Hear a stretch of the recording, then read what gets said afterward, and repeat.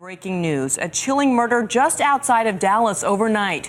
The district attorney for Kaufman County and his wife found shot to death in their home. This comes just 2 months after one of his top prosecutors was murdered right outside of the courthouse. So the big question this morning, are these two shootings connected? ABC's John Triffin is live in Kaufman County. Good morning, John.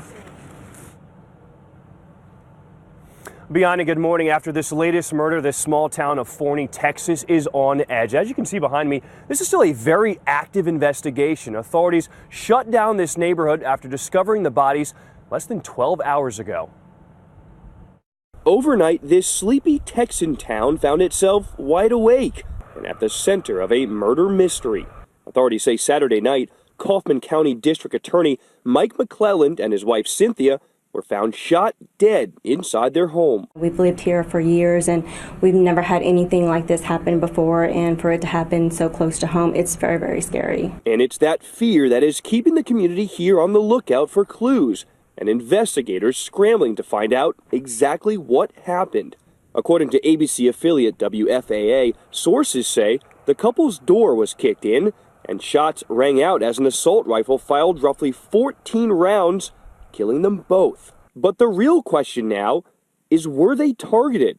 This comes just 2 months after the county assistant district attorney, Mark Hasse, was gunned down in broad daylight, just steps from the courthouse. Later, McClelland stepped in, vowing to get justice for one of Texas's toughest prosecutors. We're going to pull you out of whatever hole you're in, and we're going to bring you back and let the people of Kaufman County prosecute you to the fullest extent of the law. Now the FBI, ATF, and Texas Rangers have not one, but 2 cases on their hands.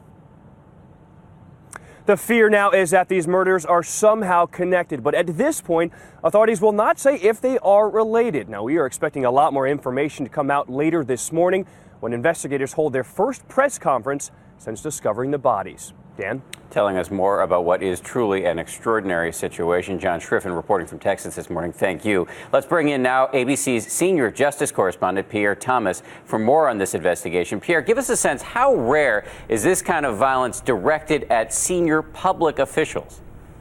Good morning, Dan. While we have a lot of violence in this country, thousands of murders a year, it's very unusual to see public officials killed in this manner. It's early in this investigation, and police don't yet know if these deaths are tied to the previous murder of the assistant district attorney. But if prosecutors are being executed, this is a nightmare scenario. So that's why you see the ATF and FBI actively assisting. You know, after the first prosecutor was ambushed and really assassinated just steps away from the courthouse in broad daylight, there was some public speculation by people in law enforcement that it could be the work of a notorious prison gang by the name of the Aryan Brotherhood of Texas. Apparently, that first prosecutor had prosecuted some cases involving that prison gang. What is the status of that situation now? Is that gang still considered a suspect?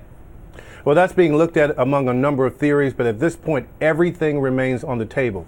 And you would have to wonder why a gang would target law enforcement. That's exactly how you get a lot of police attention and end up out of business. Right now, this appears to be a bona fide mystery, and a potentially chilling one at that, Dan. You make a good point. If this gang is a criminal operation, taking a run at public officials would be a good way to invite war, which would be bad for business. Pierre Thomas, we appreciate your guidance this morning. Thank you, Pierre.